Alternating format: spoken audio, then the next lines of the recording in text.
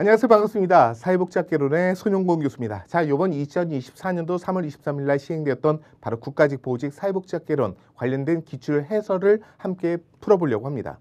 자, 우선 이번 국가직을 준비하셨던 우리 주무관님들께 바로 이제 고생하셨고 수고하셨다는 말씀을 드리고요.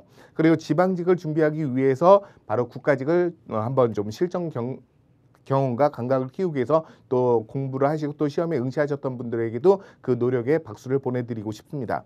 자, 어떠셨습니까? 이번 국가직 바로 사회복지학 개론은요, 바로 여러 가지 이제 평이 있는데요. 난이도가 좀 상당히 쉬웠다라고 얘기하는 분들도 있고요. 그냥 뭐 중간 정도 수준이다라고 얘기했던 부분이 있었는데 기본적으로 난이도가 높지 않았던 그런 부분이 되겠습니다. 그래서 기본적으로 난이도는요 중하 정도 수준으로 상당히 좀 평이한 문제들로 출제가 되었던 부분이 되겠습니다. 그래서 지금까지 2022년도부터 바로 이제 선택 과목이 없어지고 전공 필수 과목으로 이제 바뀌게 되었는데요.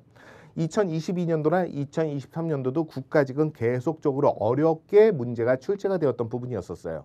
그리고 그 선택 과목일 때는요 단편적인 문제들, 단순한 문제 위주로 출제가 되었다가 바로 2022년도 전공 필수 과목이 되면서 상당히 복합적이고 종합적이고 다양한 영역들을 끌어와서 묻는 그런 문제 위주로 출제가 되었다는 거죠. 그리고 상당히 깊이 있는 문제들도 종종 출제가 되었던 것이 바로 2022년도, 2023년도였었습니다. 그래서 그것과 상대적으로 본다면 이번 2024년도 3월 달에 시행됐던 바로 사회복지학 개론은요 엄청나게 쉽게 출제가 되었다라고 보시면 될 것 같습니다. 그래서 복합적이고 종합적인 문제는 아예 1도 없고요. 다 단편적인 문제 위주로 출제가 되었다라는 것이 가장 큰 특징이 되겠습니다. 자, 그렇다면 지방직을 준비하시는 분들은 어떻게 하실까요? 자, 지방직 같은 경우에는 2022년도에는 바로 전공 필수 과목일 때 엄청나게 어렵게 출제가 되었다가 작년 2023년도에는요 상당히 쉽게 단편적이고 단순한 문제 위주로 출제가 되어서 바로 이제 합격선 자체를 상당히 올리게 되었던 부분이 작년 부분이었었고요. 그렇다면 이번 2024년도 6월에 준비하고 계시는 바로 이제 지방직, 사회복지직 같은 경우에는 바로 이제 문제가 어렵게 출제가 될 것이냐 또는 쉽게 출제가 될 것이냐 이런 부분들의 이제 갈림길에 이제 서 있다라고 보시면 되겠죠. 자, 그렇다면 지방직 같은 경우에는 마지막 부분에 다시 한번 좀 말씀을 드리겠지만 어렵게 출제가 될 수도 있고 쉽게 출제가 될 수도 있었습니다. 자, 그런데 어렵게 출제가 되거나 쉽게 출제가 되거나 그런 부분에 있어서는 여러 가지 장단점을 갖고 있죠. 쉽게 출제가 된다면 아무래도 합격에 대한 점수 차이가 상당히 높아질 수밖에 없는 거고요. 그래서 상당 수준의 점수를 획득하지 못하면 바로 이제 임용이 되기가 어렵다라는 그런 문제점들 있죠. 그러면 어렵게 출제가 된다면 그만큼 합격선 자체가 낮게 형성이 될 텐데요. 그랬을 때 각각의 주무관님들이 얻게 되는 그 점수하고 상당히 밀접한 관계를 갖고 있겠죠. 자, 그러면 관련된 내용들은 이제 나중에 설명을 드리고요. 우선 첫 번째 국가직과 관련된 부분이니까 바로 이제 세부적인 내용도 한번 보도록 하겠습니다. 자, 요번 2024년도 바로 국가직에서 시행되었던 사회복지학 개론은요. 바로 이제 사회복지 정책과 제도 부분에서 6문제가 되었고요. 그리고 사회복지 실천에서 10문제가 출제가 되었고 사회서비스에서 4문제가 출제가 되었었습니다. 자, 그런데 이렇게 출제 비중을 보니까요. 2023년도에서도 동일하게 출제 비중을 갖고 있었다는 거죠. 그래서 2023년도든 2024년도 요번 3월에 시행되었던 문제도 바로 정책과 제도 부분에서 6문제, 실천 부분에서 10문제, 그리고 사회 서비스에서 4문제가 동일하게 출제가 되었던 부분이 되겠습니다. 그런데 2023년도는 어렵게 출제가 되었고 복합적이고 종합적인 문제가 나왔다면 이번 2024년도는 단편적이고 단순한 내용을 묻는 그런 문제가 출제가 되었다는 거죠. 그래서 상대적으로 난이도가 상당히 낮은 부분, 그래서 이제 합격 점수가 상당히 높을 수밖에 없는 그런 구조라고 보시면 되겠습니다. 자, 그러면 관련된 내용들을 좀 더 세부적으로 한번 보도록 할게요. 자, 사회복지 정책과 제도 부분에서 6문제가 나왔는데 그중에서도 정책론 부분에서 4문제가 출제가 되었고요. 그리고 법제론 부분에서 2문제가 나왔었습니다. 그리고 사회복지 행정 부분에서는 아예 출제가 되지 않았다는 부분이죠. 자, 두 번째, 사회복지 실천 영역에서는 10문제가 나왔는데 그중에서도 인간행동과 사회환경은 바로 국가직에서는 이번에 출제가 되지 않았다는 거고요. 반면에 바로 사회복지 실천론이 6문제가 출제가 되어서 오히려 사회복지 실천론 영역이 출제 비중이 상당히 높았다라고 보시면 될 것 같습니다. 그리고 바로 사회복지 실천 기술론 부분에서 3문제가 출제가 되었고요. 그리고 이번에는 지역사회복지론이 출제가 되지 않고 바로 사회복지 조사론 부분에서 한 문제, 바로 측정 오류와 관련된 부분이 출제가 되었던 부분이 되겠죠. 자, 그리고 사회 서비스에 대한 부분에서는 네 문제가 나왔는데요. 그 중에서도 아동복지에서 두 문제가 나왔었어요. 그래서 첫 번째 문제는 아동복지 시설을 묻는 문제, 되게 쉬웠던 문제가 되겠죠. 그 다음 두 번째는 뭐예요? 바로 유엔에서 제정하고 있는 아동권리협약, 아동권리협약. 자, 요거 이제 나올 수 있다라고 해서 기출 변형에서는 원칙을 묻는 그런 형태들도 한번 변형을 시켰던 기억이 나실 겁니다. 그래서 아동권리협약, 여보 발생 아시죠? 그 중에서도 이제 각각의 세부적인 내용들을 알고 있는지를 묻는 그런 문제가 나왔었고요. 그리고 장애인복지, 자, 장애인복지에서는 제가 이제 장애인 고용공단에 근무를 했었고, 그래서 이제 장애인 고용 촉진 및 직업재활법에 따라서 바로 우리나라는 장애인을 의무 고용을 해야 되는데 의무 고용 바로 상시 근로자 몇 인 이상? 50인 이상. 이젠 다 알죠. 그래서 그 내용이 첫 번째 선택지에서 나왔던 부분이 되겠고요. 자, 여기서 이제 정답은 뭐냐면 바로 장애 아동 수당이라는 건데, 이 장애 아동 수당에서 모든 뭐 이런 부분들이 들어가면 대부분 다 틀린 거라고 했잖아요. 그래서 자, 장애 아동 수당이 지급되는 것은 그 보호자고 장애인의 그 장애 아동이 갖고 있는 경제적 수준과 그다음에 장애 정도, 그것을 기반으로 해갖고 장애 아동 수당을 지급하는 거지, 모든 장애 아동들에게 장애 수당을 지급하는 건 아니거든요. 그걸 묻는 문제가 나왔었고요. 그다음에 정신건강. 자, 정신건강과 관련된 부분이 지금 4년째 지금 계속 출제가 되고 있었어요. 그래서 그 전까지는 장애, 정신건강, 사회복지에 대한 기본적인 개념을 묻는 문제, 그리고 이제 정신건강, 사회복지 시설을 묻는 문제. 그런데 이번에는 이제 새롭게 정신건강, 사회복지와 관련된 부분에서 이제 입원에 대한 유형을 묻는 그런 새로운 문제가 출제가 되었던 부분이죠. 그래서 뭐 이제 자의 입원, 동의 입원, 그다음에 뭐 이제 보호자의 이에서 입원을 시키는 부분들, 그다음에 이제 행정 입원이라고 해갖고 이제 특별자치시장, 그다음에 시군구청장에 의해서 이제 입원을 시키는 부분들, 이런 부분들이 있거든요. 응급 입원도 있긴 하지만, 그래서 관련된 내용들을 묻는 그런 문제가 출제가 되었던 부분이 되겠습니다. 그래서 이제 요번에는 뭐 신개념의 형태라고 얘기하기는 좀 다소 어려운 부분들이 있는데요. 그 중에서도 이제 신개념의 형태하고 관련된 부분이라고 한다면 바로 이제 아예 그 상해 문제는 아예 출제가 되지 않았고요. 그래도 그나마 조금 어렵다고 얘기한다면 바로 이제 중2라고 얘기해서 세 문제 정도가 나오는데요. 바로 4번에서는 사회복지 동기를 묻는 문제가 있죠. 자, 사회복지 동기에는 바로 종교적인 동기도 있고, 정치적인 동기도 있고, 경제적인 동기도 있고요, 이데올로기적인 동기도 있고요, 전문 직업적인 어떤 동기도 있고요. 그 동기와 관련된 부분을 알고 있는지를 묻는 그런 문제가 나왔었고요. 세부적인 내용도 설명드릴게요. 자, 그 다음에 10번째는 바로 가치와 윤리에 대한 부분들이죠. 자, 가치와 관련된 부분, 그 가치를 기반으로 해서 윤리가 이제 형성이 되기 때문에 바로 가치가 윤리보다는 상위 개념이다라고 보시면 되겠죠. 자, 그러면서 이제 윤리에 대한 부분들, 요걸 묻는 문제가 출제가 되었고요. 그리고 이제 17번째, 자, 제가 강의 중에도 그런 말씀을 드렸었어요. 바로 2024년도 4월 11일 날 바로 제5차 사회복지사 윤리강령이 개정이 되다 보니까 6월 달에는 지방직 시험에 반영이 되었고요. 3월 달에 시행될 때 국가직은, 작년 국가직은 아예 그 반영이 되지 않았기 때문에 출제가 되지 않았다. 그런데 기본으로 말씀드릴 때 말씀드렸었습니다. 그렇기 때문에 이번 2014년도에는 국가직에서도 사회복지사 윤리강령이 출제될 가능성이 매우 높다라고 말씀을 드렸죠. 자, 그래서 사회복지사 윤리강령이 출제가 되었는데요. 바로 이제 경제적 이득에 대한 태도와 관련된 부분인데, 바로 사회복지사는 클라이언트에게 최우선의 어떤 서비스를 제공할 수 있고 최상의 어떤 이익이 될 수 있도록 해야 되는데, 그 클라이언트의 지불 능력과 상관없이 서비스를 제공해야 된다는 것이 바로 사회복지사 윤리 강령이거든요. 그 부분을 알고 있는지를 묻는 문제가 출제가 되었습니다. 자, 그리고 나머지 17문제는 바로 난이도가 상당히 낮았던 부분이죠. 그래서 1번, 2번, 3번, 5번, 6번, 7번, 8번, 9번, 그리고 11번, 12번, 13번, 14번, 15번, 16번, 그리고 18, 19, 20번 문제가 난이도가 상당히 낮은, 그래서 단순하고 단편적인 내용을 묻는 그런 문제가 출제가 되었다라고 보시면 될 것 같습니다. 그래서 전체적인 난이도의 수준은요, 바로 중하 정도가 될 테고요. 좀 어느 정도의 그 난이도가 조금 있었던 그래 중정도의 수준의 세 문제가 있었기 때문에 아예 하가 아니라 중하 정도 수준이라고 보시면 될 것 같습니다. 자, 그렇다면 이번 바로 국가직 사회복지학 개론에 대한 20문제에 대해서 기출 해설을 들어가 보도록 하겠습니다. 자, 첫 번째 문제가 되겠습니다. 첫 번째 문제는요, 사회복지사가 관련된 내용들인데요. 자, 사회복지사가 클라이언트에 대한 입장에서 클라이언트가 경험했던 감정이나 행동이나 동기 등을 민감하고 주의 있게 이해하려고 하는 실천 기술이 무엇이냐라는 거죠. 자, 우선 사회복지사가 클라이언트 입장에서 입장에서 클라이언트가 경험했던 여러 가지 감정들이나 행동들이나 동기 등을 민감하게 주의 깊게 바로 그 실천하는 그런 기술들을 우리는 공감이라고 하죠. 그러셨구나. 힘드셨죠. 그랬을 때 어떻게 하셨어요? 정말 대단하시네요. 이런 부분들이 바로 민감과 관련된 부분이고 바로 공감이라고 이야기할 수가 있겠죠. 그래서 쉬웠던 문제가 되겠습니다. 그래서 동정이나 수용이나 해석은 해당되지 않고요. 바로 공감인 1번이 정답이 되겠다. 자, 그래서 이제 공감은요. 바로 클라이언트의 어떤 감정과 그 감정에 대한 의미를 정확하게 파악하고요. 그리고 민감하게 의식하고 전달하는 사회복지사에 대한 능력을 바로 우리가 공감이라고 얘기할 수가 있겠죠. 그래서 공감은 두 가지 차원이 있습니다.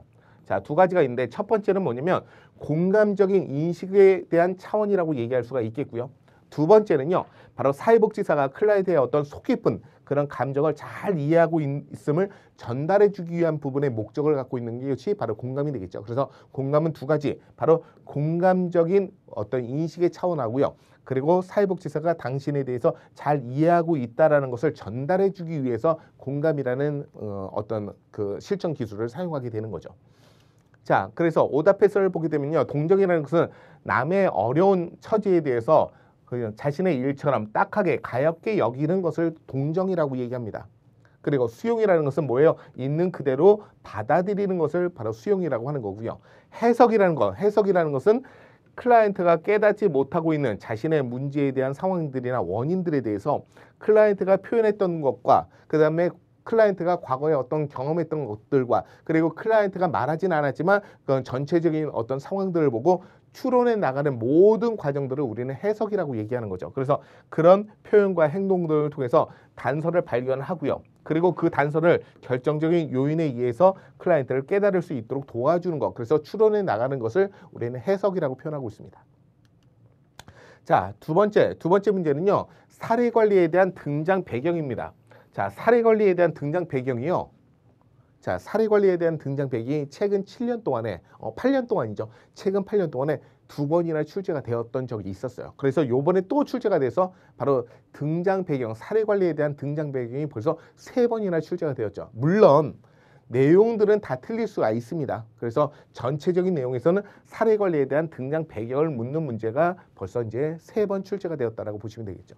자, 그래서 옳지 않은 것을 찾는 문제가 되겠습니다. 우선 사례 관리가 등장하게 되었던 것은 바로 시설에 강제 수용되고 있었던 정신질환자들이나 이런 분들이 바로 복합적이고 다양한 종합적인 어떤 문제를 갖고 있다 보니까 시설에서 제공해주는 획일적인 서비스만을 갖고는 그 개개인이 갖고 있는 어떤 욕구나 문제에 대해서 해결이 전혀 이루어지지 않았다는 거죠. 그러니까 바로 복합적인 욕구를 갖고 있는 클라이언트의 수는 점점점 증가할 수밖에 없었던 거고요.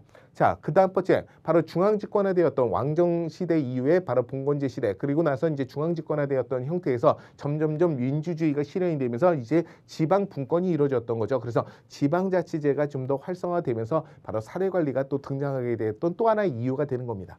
그래서 바로 중앙집권화되었던 부분에서 바로 지방 분권으로 이어지면서 바로 공급에 대한 탈중앙화가 이루어졌기 때문에 바로 이런 사례관리에 대한 등장 배경이 되었던 부분이고요. 자, 그 다음 번째 바로 시설에서 서비스를 제공해 준 거 아까 첫 번째 말씀드렸던 것처럼 시설에서 서비스를 제공해주면 각각이 갖고 있는 개별적인 어떤 욕구에 대응할 수가 없다 보니까 획일적인 서비스를 제공하니 그 획일적인 서비스가 그 정신질환자나 그다음에 시설에 수용되어 있는 사람들에게 전혀 도움이 되지 않는 그런 서비스가 되었다라는 거잖아요. 그렇기 때문에 바로 탈시설화를 통해서 지역사회가 갖고 있는 다양한 어떤 자원들을 활용해 볼 필요가 있었다는 거죠. 그래서 그때부터 지역사회가 갖고 있는 자원들에 대한 중요성을 인식하게 되었던 거예요. 그 지역사회가 갖고 있는 비공식적인 조직, 비공식적인 서비스가 매우 중요하다라고 얘기했던 부분이었죠. 자, 예전에 바로 이제 베버리지 보고서에서는 그런 얘기를 했었어요. 공식적인 조직에서 제공해주는 공식적인 서비스만이 진정한 사회복지 서비스라고 얘기했던 부분이었었는데 그 이후부터는 바로 이제 점점점 공식적인 국가에서 제공해주는 것 외에도 지역사회가 갖고 있는 바로 비공식적인 서비스 또는 인적 자원, 물적 자원들에 대한 서비스도 매우 중요하다. 그래서 그 클라이언트가 지역사회에 거주하면서 지속적으로 중단 없이 서비스를 제공하기 위해서는 지역사회가 갖고 있는 자원에 대한 중요성이 매우 필요하다라고 얘기했던 부분이었죠. 그게 바로 시하바그 시범보고서에서부터 그리피스 보고서 이런 비공식적인 서비스, 지역사회 보호 이런 부분을 이제 이야기했던 부분이 되겠죠. 그래서 지역사회 중심의 어떤 서비스가 중요하다는 것을 이제 인식하게 되었던 부분이 되겠고요. 그 다음에 옳지 않은 것은 4번인데 어디가 틀렸습니까? 서비스에 대한 전문화에 대해서 서비스에 대한 연계에 대한 필요성이 감소된 겁니까? 감소된 게 아니죠. 오히려 증가한 거잖아요. 증가.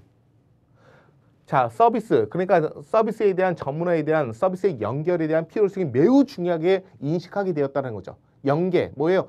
바로 전달해주고 연결시켜주고 그 다음에 중개해주고 이런 역할들이 바로 서비스 연계라고 하는 거죠. 그래서 A라는 서비스가 필요한 사람에게는 A-라는 서비스를 제공해줄 필요가 있고요. 그렇다 보니까 서로 간에 공급과 수요, 즉 수요와 공급에 대한 어떤 서비스를 서로 이제 연결시켜주는 그런 역할들을 했던 것이죠. 그래서 서비스에 대한 연계가 매우 필요하다라는 부분들. 그래서 옳지 않은 것은 2번이 정답이 되겠습니다. 자, 그래서 말씀드렸던 것처럼요. 서비스 연계에 대한 필요성이 증가했다라고 해야 옳은 표현일 것 같고요. 자, 그렇다면 다시 한번 사례 관리에 대한 등장 배경을 보게 되면 바로 탈시설화에 대한 영향이 매우 컸고요. 그 다음에 이게 바로 이제 하나의 영향이 아니라 다양한 원인들에 의해서 이제 영향을 받았던 부분이 되겠습니다. 자, 그리고 두 번째, 복잡하고 분산되어 있는 서비스 체계에 대한 문제가 생겨서 바로 이제 탈시설화 그리고 사례 관리로 이제 이어지게 되었던 거고요. 그리고 클라이언트, 환자나 그리고 가족들이 부과되는 다양한 과도한 책임에 대한 부분을 이제 조금 더 해소시켜 줄 필요가 있었던 거죠. 그래서 이제 사례 관리가 이어졌던 부분이고요. 그리고 아까도 보셨던 것처럼 다양하고 복합적인 욕구나 문제를 갖고 있는 클라이언트가 점점점 증가하게 되었던 거고요. 그리고 서비스 비용에 대한 억제에 대한 필요성이 이제 나오게 되었던 거죠. 그다음에 사회적인 지지 그리고 사회적 망에 대한 강조 또 중요성을 인식하게 되었던 부분들. 자, 이런 부분들이 바로 사례 관리를 등장시키게 되었던 다양한 배경이 되겠습니다. 자, 그다음 3번입니다. 3번은요 조금 이제 새로운 신선한 그런 형태들의 문제가 될 텐데요. 그럼에도 불구하고 세부적인 내용들을 보게 되면 이 역시도 뭐 기존에 우리가 배웠던 내용에서 크게 바뀌지 않았던 또는 변하지 않았던 그런 문제가 되겠습니다. 자, 자살의 위험이 있는 클라이언트에 대해서 개입하는 방법인데요. 그 방법으로 옳지 않은 것은 무엇이냐라는 부분입니다. 자살의 위험을 갖고 있대요. 클라이언트가.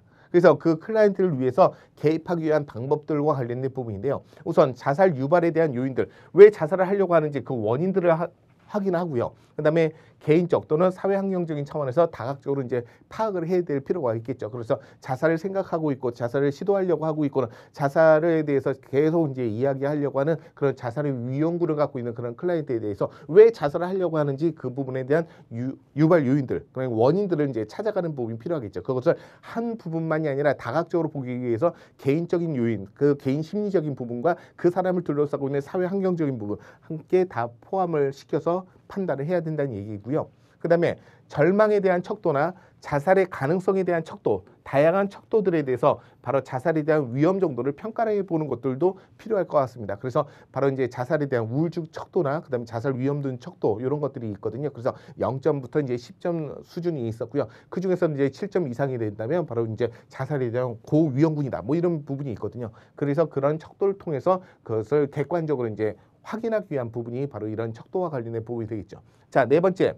클라이언트가 느끼고 있는 정서적인 고통이나 또는 절망감, 무력감 이런 것들을 경청, 자 공감적 경청을 해야겠죠. 마음을 다해서 들어주는 거 이런 것들이 바로 경청이 되겠습니다. 자, 이런 부분이 필요하겠습니다. 자, 그런데 자 자살의 위험 있는 클라이언트에 대한 개입 기법에서 세 번째 보시면요. 클라이언트가 자살에 대해서 말을 하면 신속하게 위로를 해주고 자 여기까지는 맞아요. 여기까지는 맞다고요. 자살에 대해서 말을 하면 신속하게 위로를 해주죠. 그러실 수 있죠. 그런 생각 충분히 생각할 수가 있을 것 같습니다. 자, 그런데 그 생각 외에도요, 다른 부분, 어느 한쪽에만 쏠려 있다 보니까 그 생각만 자꾸 나게 되는데, 다른 방향으로 좀 더 이렇게 바꿔서 이야기를 해본다면 또 다양한 어떤 생각들이 나오게 되고 또 다양한 또 해결책도 나올 수 있지 않을까요? 라고 얘기하면서 이렇게 이제 바꿔주는 부분이 필요한데, 갑자기 다른 주제로 전환을 시킨다? 이거는 이제 해당되지 않겠죠. 자, 다른 주제가 아니라 지금 여기에서의 주제는 뭡니까? 클라이언트가 자살에 대해서 이야기하면 그것에 대해서 신속하게 위로를 해주고 공감을 해주고 그러면서 그런 부분들에 대해서 지지해주고 응원해주면서 그 방법 외에도 다른 방법이 있지 않을까요? 라고 생각하면서 다른 방법들을 이제 제시를 해주는 부분이 필요하지 자살 얘기하는데 다른 주제로 바꿔요? 자살 얘기하는데 뭐 갑자기 뭐 다른 어떤 여행을 얘기해요? 그런 건 아니잖아요. 그래서 여기서는 다른 주제라는 표현이 잘못되었기 때문에 옳지 않은 것은 3번이 되겠습니다. 그러니까 내가 지금 자살 얘기하고 있는데 저 사람은 왜 여행 얘기하고 있어? 뭐 여행 가서 죽으라는 소리야? 뭐 이럴 수가 있는 거잖아요. 그래서 그런 부분이 아니라 그 자살이라는 기본적인 테마를 기반으로 하고 있고 그 안에서 이제 다른 방향으로 이제 의식을 바꿔줄 수 있도록 해주는 거. 그래서 이제 제 명명 같은 것들이 있잖아요. 바로 클라이언트가 부정적으로 생각하는 이미지를 긍정적인 이미지로 이제 수정해주고 보완해주는 이런 부분들로 이제 바꿔줘야 될 필요는 있겠지만 다른 주제를 전환시킨다는 것 자체는 말이 안 될 것 같습니다. 자, 그래서 자살 위험 있는 그런 클라이언트에게 바로 자살에 대해서 말을 할 경우에 클라이언트의 어떤 상황이나 상태에 대해서 위로를 해주는 것은 맞아요. 필요하죠. 그런데 신속하게 다른 주제로 전환시킨다는 것 자체는 바로 위기게임 모델에서는 바로 기본 원리에는 부합하지 못한 부분이 되겠습니다. 그래서 사회복지사는요, 바로 자살에 대한 위험이 있는 클라이언트에 대해서 이야기를 충분히 경청을 하고 그리고 적극적으로 개입을 할 수 있도록 만들어줄 필요가 있겠다라는 겁니다. 그래서 바로 다른 주제로 전환시킨다. 이 부분이 잘못되었다라고 보시면 될 것 같습니다. 자, 그다음 네 번째입니다. 네 번째는요, 바로 아까 이제 난이도가 중이라고 얘기했던 부분이었었잖아요. 중. 바로 이제 사회복지에 대한 동기에 대한 부분이 되겠습니다. 사회복지 동기. 그런데 이런 내용들도요, 자세히 살펴보게 된다면 어렵지 않았던 부분이에요. 자, 우선 선택지를 보니까요, 종교적인 동기도 있었고, 경제적인 동기도 있었고요, 바로 정치적인 동기도 있었고, 도덕적인 동기도 있었어요. 그럼 박스 안에서 힌트를 찾아가는 부분이 필요하겠죠. 자, 포인트가 무엇이냐, 키워드가 무엇이냐를 찾아가면 될 것 같습니다. 우선 사회 문제를 예방해서 사회적 비용을 절감하는 거. 자, 사회적 비용을 절감하는 거. 자, 사회 문제를 예방해서 사회적 비용을 절감시켜준다. 자, 사회적 비용을 절감시켜준다. 이 부분이 바로 키워드 포인트가 되겠고요. 자, 두 번째, 사회복지급여나 프로그램에 대해서 제공될 수 있도록 바로 저소득층에게 구매력을 높여서 내수를 진작시켜준다. 자, 사회복지급여나 프로그램을 제공해서 바로 구매력을 높여서 내수를 진작시켜준다라는 부분들. 뭐와 관련된 부분이 되겠습니까? 바로 경제적인 동기죠. 그래서 이렇게 관련된 키워드를 찾아서 바로 이제 정답을 찾을 수 있는 이런 부분이 되겠습니다. 자, 관련된 내용에서는 종교적인 부분은 전혀 언급되어 있지 않고요. 그리고 뭐 정치적인 부분에서 뭐 사회복지급여 프로그램이라는 부분이 있긴 하지만 윗부분에 있어서 바로 이제 사회적 비용을 절감시키는 부분하고는 정치적인 것과는 관계가 없겠고요. 그 다음에 도덕적인 부분들도 마찬가지죠. 그래서 이 네 가지 선택지에서 가장 합리적인 어떤 정답은 경제적인 동기라고 할 수가 있겠습니다. 자, 그래서 경제적인 동기는요, 좀 전에 보셨던 것처럼 사회적 비용에 대한 절감, 그리고 저소득 구매력에 대한 향상, 그리고 내수 진작과 관련된 부분, 이런 부분이 바로 핵심 포인트가 되겠죠. 자, 경제적 동기라는 건 뭐냐면 일정한 비용이 필요한 경우라면 바로 사회복지에 대한 경제는요, 바로 불가분의 관계가 될 수밖에 없겠다라는 거죠. 그래서 사회복지 그리고 경제는 서로 간에 불가분의 관계가 되겠습니다. 그래서 사회복지에서 경제적 동기는요, 바로 사회 문제에 들어가는 그런 비용들을 감소시켜주는 것이 첫 번째 목적이 되겠죠. 자, 사회복지에서 경제적인 동기라는 것은 바로 그 비용에 대해서 감소시켜주는 게 목적이 되겠고요. 그렇지만 이런 사회 문제에 대한 존재가 경제적인 부정적인 결과를 초래할 수 있다는 그런 가능성을 찾아야 될 필요가 있겠죠. 그래서 경제적 동기라는 것은 이렇게 비용과 관련된 부분이라고 보시면 될 것 같습니다. 자, 종교적인 동기라는 건요, 바로 자선의 의미를 갖고 있죠. 자선의 의미를 갖고 있고요. 그리고 권리로서의 어떤 사회복지에 대한 개념이 부각되면서 바로 종교적인 동기에 대한 사회복지에 대한 부분은 상당히 약화된 부분이 되겠습니다. 옛날에 이제 자선의 의미, 시의 의미에서 너 불쌍하니까 내가 도와줄게라는 종교적인 측면에서 접근했던 부분이었다면 지금은 이제 점점점 그 클라이언트에 대한 어떤 자존감도 높아지고 그다음에 권리에 대한 부분들도 상당히 인식이 높아지기 때문에 점점점 이제 종교적인 동기보다는 바로 그런 부분은 좀 약해질 수밖에 없는 그런 구조가 되겠다. 그리고 이제 정치적인 동기가 되겠습니다. 정치적 동기는요, 사회복지에서 정치적인 동기가 부각되기 시작한 것이 바로 국가 또는 정부가 사회복지에 대해서 관심을 표현을 하면서 나타나기 시작했다는 거죠. 그래서 이제 대표적인 것 뭐가 있었습니까? 1929년도에 바로 미국에서의 대공황, 그 이후에 1935년도에 미국의 사회보장법 소셜 서큘리티 액트로 바로 빈곤에 대한 책임이 이제 사회 구조에 있다라는 것을 천명을 했던 거잖아요. 정부가, 국가가. 그러면서 이제 사회복지에 대한 프로그램과 사회복지에 대한 관련된 제도들이 만들어지게 되었던 것이 미국이고요. 영국은 바로 2차 세계대전을 위해서 독일군에 의해서 가장 많은 피해를 입었던 바로 영국 국민들의 바로 전쟁 이재민들을 완화시켜주고 그리고 그것을 보완해주기 위해서 바로 베버리지가 가지고 등장했던 1942년도에 베버리지 보고서를 통해서 바로 빈곤에 대한 책임이 이제는 개인이 아니라 사회 구조에 있다는 것을 바로 국가가 천명을 했던 부분들이었죠. 그러면서 다양한 사회복지 프로그램과 정책과 제도를 만들어가게 되었던 부분들, 이게 바로 정치적인 동기라고 할 수가 있겠습니다. 자, 그리고 도덕적인 동기는 해당되지 않겠고요. 그래서 사회복지 동기에는요, 총 6가지 형태가 있는데 바로 종교적인 동기, 그리고 정치적인 동기, 그다음에 경제적인 동기, 그리고 또 뭐 이제 이데올로기적인 동기, 그리고 전문 직업적인 동기, 다양한 형태들이 있겠습니다. 자, 그리고 5번째, 다음에서 설명하고 있는 사례 관리에 대한 기술은 무엇이냐? 자, 사례 관리 기술을 묻는 문제가 되겠습니다. 우선 이런 박스 안에 있는 형태의 문제가 출제가 된다면 관련된 내용에는 먼저 선택지를 먼저 보시는 겁니다. 자, 사례 관리 기술 의뢰. 의뢰라는 건 뭐야? 우리가 이제 제공해 줄 수 없는 그런 욕구를 갖고 있는 그런 클라이언트에게 그런 그 클라이언트가 갖고 있는 욕구에 부합할 수 있는 어떤 관련된 기관이나 시설이나 센터를 연결시켜 주는 것을 의뢰라고 얘기하겠죠. 자, 조정. 자, 서비스를 조정해 주는 부분이 필요할 테고요. 그다음에 중개는 뭡니까? 연결시켜 주는 거잖아요. 예. 그리고 사정이라는 것은 바로 그 클라이언트가 갖고 있는 욕구나 문제가 어떤 욕구와 문제를 갖고 있는지 바로 자원에 대한 사정, 그다음에 클라이언트에 대한 사정, 그다음에 그 클라이언트에 대한 변화를 방해하고 있는 다양한 장애물에 대한 사정, 이런 사정들을 하는 것이 요 어세스먼트가 되겠죠. 자, 그러면 그런 것들을 머릿속에 기억하면서 박스 안에 있는 내용들을 이제 살펴보시면 될 것 같습니다. 우선 자, 서비스 제공 기관이 원활하고 조화롭게 서비스 제공을 할 수 있도록 해줘야 된다. 자, 서비스를 제공해주는 공급 주체가 원활하고 조화롭게 서비스를 제공해줘야 된다. 그리고 서비스에 대한 중복이나 누락이나 그 다음에 단절이 일어나지 않도록 하는 것이 효과적이다라고 얘기하겠죠. 그리고 서비스 제공 기관들이 공동의 목적을 이루기 위해서 함께 협력을 해야 된다는 부분이 되겠습니다. 그래서 자, 원활하고 조화롭게 그리고 중복과 누락과 단절이 일어나지 않도록 하는 것이 효과적이고요. 그리고 공동의 목적을 달성하기 위해서는 함께 협력을 해야 된다. 이 3가지에 대한 키워드의 바로 합은 바로 조정이라는 거죠. 그래서 5번에는 바로 2번이 정답이 되겠습니다. 자, 그래서 조정은요, 서비스 제공 기관들 간에 원활하고 조화롭게 서비스가 제공될 수 있도록 해주는 것, 첫 번째 키워드. 자, 2번째, 중복과 누락과 단절이 일어나지 않게 해주는 것, 2번째 키워드. 그 다음에 공동의 목적을 달성할 수 있도록 함께 협력한다, 3번째 키워드.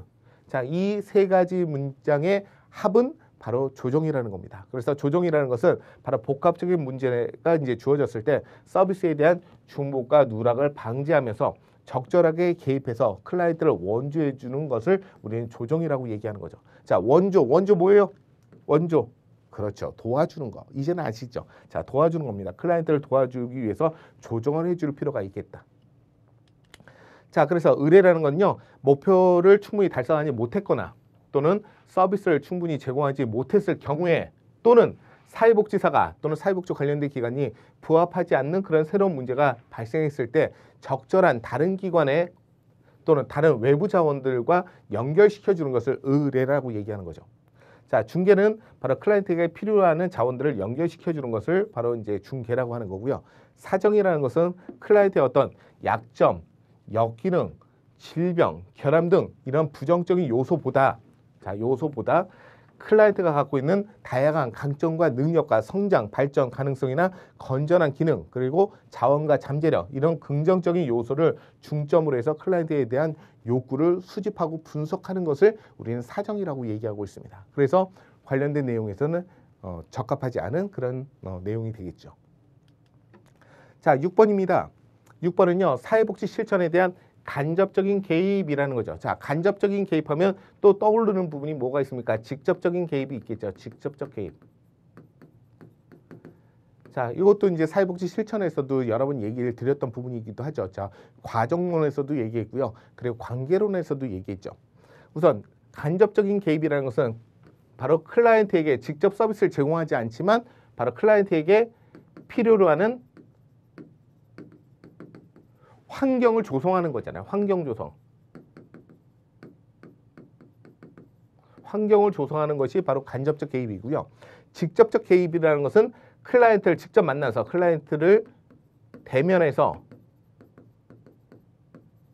대면하여 서비스를 제공하는 거죠. 직접 서비스를 제공하는 거. 뭐 대표적으로 뭐 상담부터 해서 뭐 교육부터 시작해서 등등 이런 것들이 바로 이제 직접적 개입이 되겠습니다. 자, 그 중에서도 간접적 개입을 골라내는 부분이 필요하겠죠.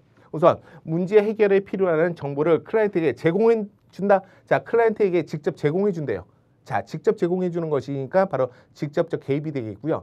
자, 불이익을 받고 있는 클라이언트를 옹호해 주는 거. 자, 옹호해 주는 것은 바로 직접적인 것이 아니라 바로 간접적인 거라고 할 수가 있겠습니다. 간접. 여기서 이제 많이 헷갈렸을 거예요. 이게 직접인지 간접인지. 자, 간접적인 개입이 되겠고요.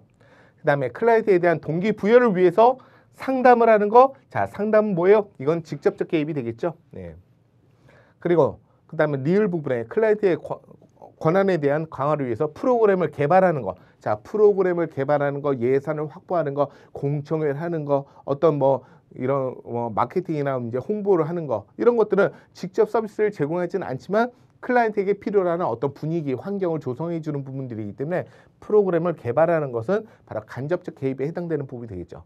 자, 그래서 옹호를 해주는 거, 그리고 프로그램을 개발하는 거, 이런 부분들이 바로 간접적 개입이 되겠습니다. 자, 여기서 6번 문제 같은 경우에도요, 지방직에서도 충분히 다루어질 수 있는 그런 부분이 되겠죠. 그러면 뭐가 나올 수 있을까요? 바로 이제 국가직에서는 간접적 개입을 묻는 그런 문제가 나왔다면, 그 다음 번째는 바로 지방직은 직접적 개입을 묻는 그런 문제가 나올 가능성이 매우 높다는 거죠. 또는 조금 더 확장을 해서 간접적인 것과 직접적인 것에 대한 예시를 옳게 짝져진 것은 무엇이냐, 이렇게도 나올 수가 있다는 거죠.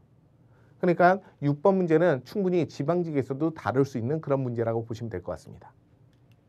자, 그래서 바로 옹호를 한다, 그리고 프로그램을 개발한다라는 것은 바로 간접적 개입에 해당되는 거고요. 오답 해설에서 보면 클라이언트에게 어떤 서비스를 제공해 주는 거, 그리고 클라이언트에게 상담을 하는 거, 이런 부분은 바로 직접적 개입에 해당되는 부분이 되겠습니다. 자, 그래서 관련된 내용들을 알아두셔야 지방직에 대한 부분들도 우리가 이제 예측을 해보고 대응을 할 수가 있겠죠. 자, 그래서 직접적 개입하고 간접적 개입에 대한 비교 부분이 되겠습니다. 자, 직접적 개입이라는 것은 클라이언트를 직접 변화시키기 위해서 바로 실천하고 있는 어떤 해결 방식이 될 텐데요. 주로 이제 개인이나 집단이나 또는 가족 등을 대상으로 해서 바로 클라이언트를 직접 대면해서 개입을 하거나 또는 정보를 제공해 주거나 또는 치료를 하거나 그 다음에 교육을 시켜주거나 또는 상담을 하는 것이 모두 다 직접적 개입이 되겠습니다. 자, 개입, 제공, 치료, 교육, 그 다음에 상담과 관련된 부분이 되겠고요. 간접적 개입은요.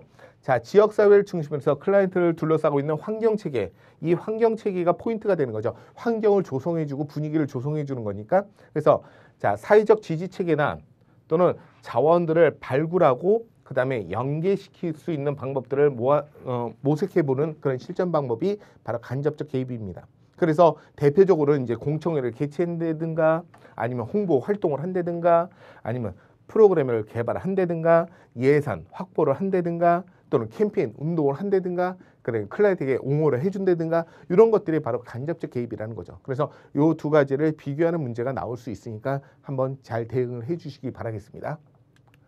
자, 그 다음에 일곱 번째는요 블레드쇼에 대한 부분이죠. 자, 블레드쇼 우리가 작년에는 누가 나왔습니까? 매슬로우가 나왔단 말이죠. 매슬로우의 욕구 단계 5단계 설이라는 부분이 나왔죠. 이번에 이제 블레드쇼가 나왔죠. 자, 이 블레드쇼가 나왔으니 바로 지방직에서는 다시 한번 바로 매슬로우가 출제될 가능성도 매우 높다는 겁니다.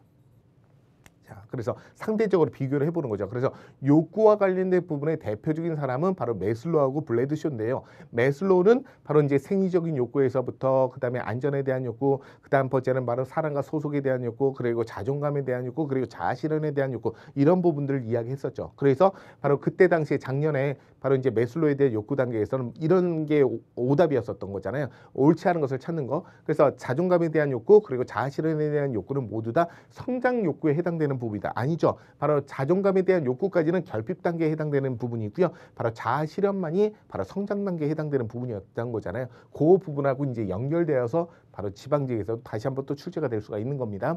자, 블레드쇼입니다. 블레드쇼가 제시하고 있는 부분들 바로 규범적 욕구는요. 전문가 또는 전문 관련된 기관이나 정부기관에서 규정 지어지는 것을 우리는 규범적 욕구라고 하는 거죠. 그래서 전문가 등이라고 얘기했잖아요. 전문가 등. 여기는 국가도 들어가고 전문기관도 들어가겠죠. 그래서 정해진 바람직한 수준과 그다음에 어떤 실제 상태를 차이를 포함시키고 있는 것을 바로 규범적 욕구라고 합니다. 그래서 바로 1번이 정답이 되겠고요. 자, 2번 감지적 욕구 또는 느껴지는 욕구 또는 인지적 욕구라고 얘기하는 부분이 되겠는데요. 규범적 욕구가 실제 상황에서 욕구 충족을 위한 추구 행위라는 거. 자, 추구 행위라는 건 뭡니까? 이거는 감지적 욕구가 아니라 표현된 표출적 욕구에 해당되는 거잖아요. 직접 행동으로 옮기는 거. 아, 배고파. 그래서 배고프다고 느껴지는 건 감지적 욕구고요. 그래서 바로 이제 쉬는 시간에 편의점 가고 삼각김밥을 딱 먹으려고 해요. 그러니까 직접 내가 어떤 추구 행위를 했던 거잖아요. 그건 표현된 표출적 욕구가 되는 거고, 내가 삼각김밥 먹고 있는데 옆에 있는 친구는 편의점 도시락을 먹고 있었어. 난 1,200원짜리 삼각김밥을 먹고 있는데 저 친구는 6,000원짜리 도시락을 먹고 있었지. 나도 저거 먹을 수 있는데, 나도 저거 먹을 줄 아는데 내가 지금 당장 돈이 없기 때문에 이걸 먹고 있는 거. 그러니까 상대적으로 비교할 수 있는 부분들, 이걸 비교적 욕구, 상대적 욕구라고 하는 거잖아요. 그래서 바로 배고픔으로 이렇게 제가 이제 설명을 드린 바가 있었습니다. 자, 그래서 요거는 해당되지 않겠고요. 자, 비교적 욕구는요, 당사자가 주관적으로 느낌으로서 인식하는 거, 느낌으로 인식하는 거 뭐예요? 감지적 욕구에 해당되는 부분이 되겠죠. 자, 그리고 표현적 욕구, 개인의 인식의 정도에 따라서 상대적인 욕구. 자, 개인이 인식하는 정도에 따라서 상대적인 어떤 욕구를 바로 비교적 욕구라고 하는 거죠. 그래서 해당되지 않겠습니다.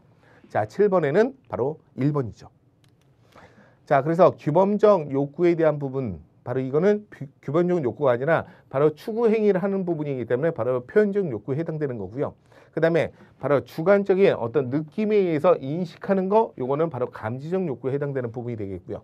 그리고 인식에 대한 정도에 따라서 달라질 수 있는 상대적인 욕구는 우리가 바로 비교적 욕구라고 할 수가 있겠습니다. 자, 그래서 메슬로에 대한 욕구 5단계설이 다시 한번 또 등장할 수 있으니까 이 부분도 이제 알아두시기 바라겠고요. 자, 그 다음 번째, 제가 사회복지 정책론에서 바로 이제 발달 과정에 대한 부분에서도 각각의 연대별로 이렇게 제가 설명을 드린 적이 있었죠. 그리고 사회복지 법제론 쪽에서도 바로 사회복지 발달세에 대한 부분에서도 연대별로 제가 설명을 드린 적이 있었어요. 그 두 가지의 공통적인 부분이 뭐였었습니까? 사회보험 5가지, 공공부조 5가지 무조건 외워라라고 얘기를 드렸었어요. 그래서 제가 항상 판서를 하면서 이야기했던 부분들이 있었죠. 자, 사회보험. 자, 사회보험 제일 먼저 제정된 것이 뭡니까? 예, 산재보험이요. 자, 그 다음에 산재보험 몇 년도에 제정됐습니까? 1963년도요. 산재보험 다음에 뭐가 제정됐습니까? 연금이요. 자, 국민연금은 언제 제정됐습니까? 1986년도요. 자, 국민연금 다음에 뭐가 제정됐습니까? 고용보험이요. 고용보험 몇 년도에 제정됐죠? 1993년도에. 자, 그 다음 번째 뭐가 제정됐죠? 건강보험이죠. 건강보험은 1999년도. 자, 그 다음에 마지막으로 바로 사회보험의 마지막 부분은 바로 노인장기요양보험이죠. 바로 2007년도다라고 이렇게 얘기를 했었어요. 기억나시죠? 자, 그 다음에 공공부조입니다. 자, 공공부조 제일 먼저 제정된 것이 뭡니까? 라고 했죠. 바로 국기법이라고 했었죠. 국기법. 자, 국기법 몇 년도죠? 1999년도다라고 말씀을 드렸었어요. 자, 그 다음 번째 뭡니까? 라고 했죠. 자, 의료급여법이죠. 의료급여 몇 년도죠? 2001년도죠. 자, 그 다음 번째 뭡니까? 긴급복지지원법이죠. 긴급복지. 바로 언제죠? 2005년도죠. 자, 그 다음 번째 장애인연금법이죠. 장애인연금법. 자, 장애인연금법 몇 년도죠? 2010년도죠. 자, 그리고 공공부조에서 가장 마지막으로 제정된 게 뭐죠? 기초연금이죠. 자, 기초연금 몇 년도입니까? 2014년도죠. 자, 무조건 사회보험 5가지, 공공부조 5가지는 무조건 목에 칼이 들어와도 외워야 된다라고 얘기를 여러 번 드렸었어요. 기억나시죠? 예. 자, 그렇다면 자, 사회복지와 관련된 법률 중에 재정연도. 자, 특히 이제 재정연도, 시행연도가 있는데요. 시험에서는 시행연도가 아니라 재정연도 위주로 출제가 되는 거니까 재정연도 위주로 보시면 됩니다. 그래서 이른 것은 무엇이냐? 자, 이른 것이라는 건 뭐냐면 빠른 것. 가장 먼저 빨리 제정된 것이 무엇이냐라는 거죠. 그래서 고용보험, 국민연금, 노인장기요양보험은 사회보험이 있고요. 기초연금은 공공부조인 거잖아요. 그래서 사회보험, 공공부조를 알고 있으면 이 문제는 쉽게 풀 수가 있었죠. 자, 그 중에서도 국민연금법이 바로 1986년도로 가장 이른 부분이고요. 그렇다면 이 4가지 중에 가장 지금 최근에 제정된 것은 무엇이냐라고 한다면 기초연금이 되겠죠. 그렇죠? 기초연금은 2014년도. 노인장기요양보험은 2007년도니까요. 가장 최근에 제정된 것은 바로 이렇게 나올 수가 있겠습니다. 자, 그렇다면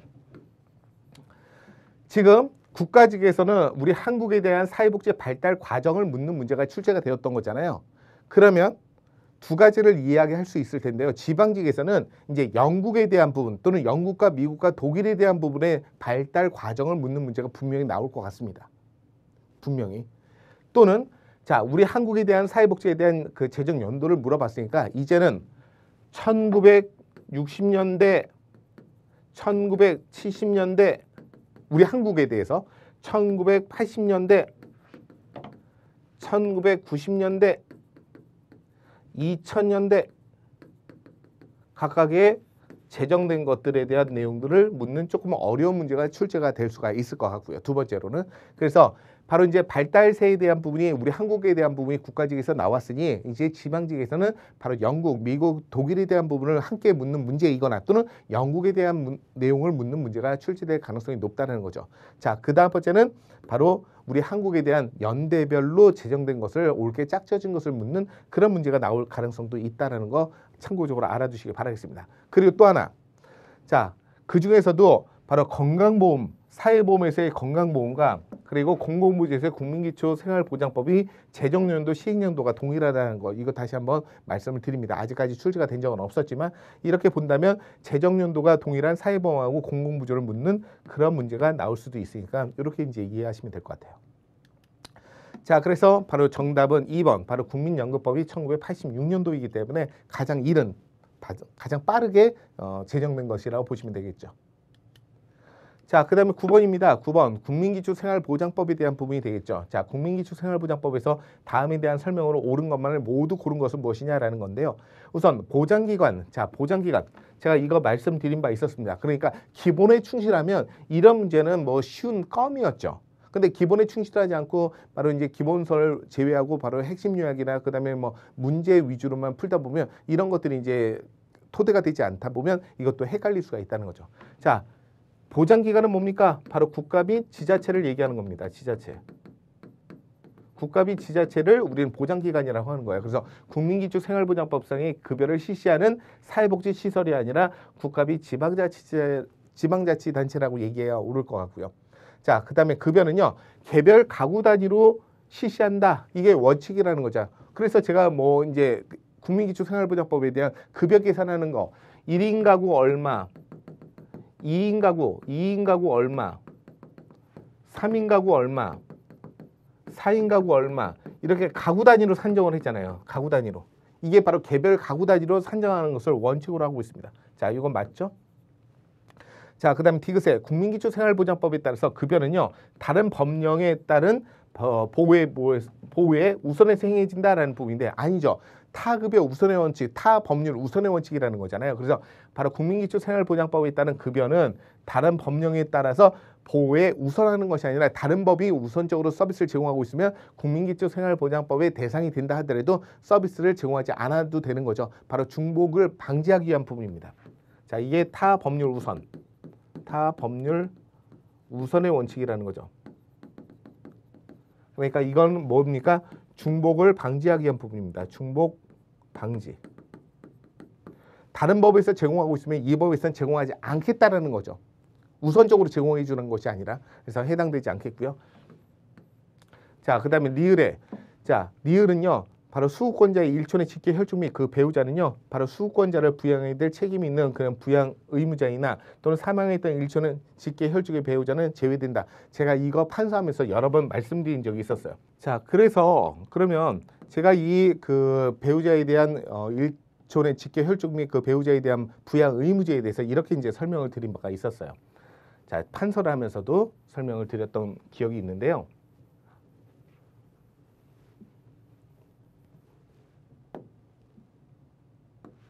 자, 부양 의무자.